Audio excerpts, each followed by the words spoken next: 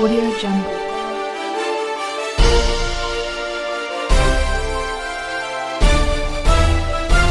Audio Jungle.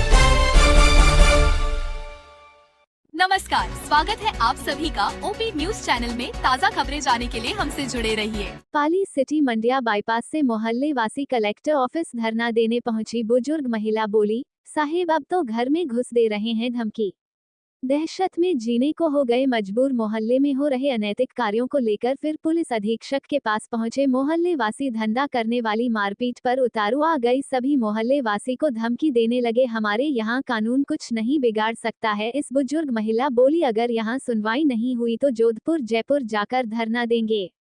जाती थी मैं पास ही घरे, मैं दो वस्त्र में व्यवसाय दुकान में रुकी, मैं दूध की ठेली लेने जाऊँ।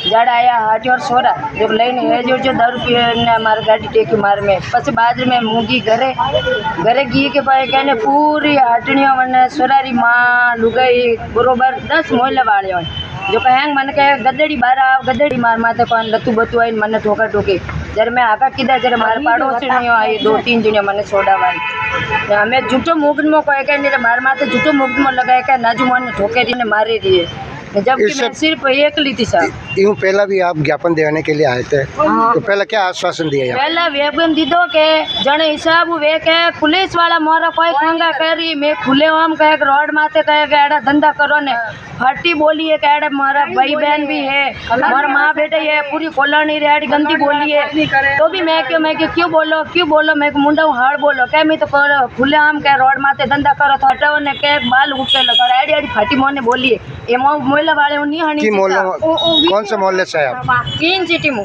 Media bypass.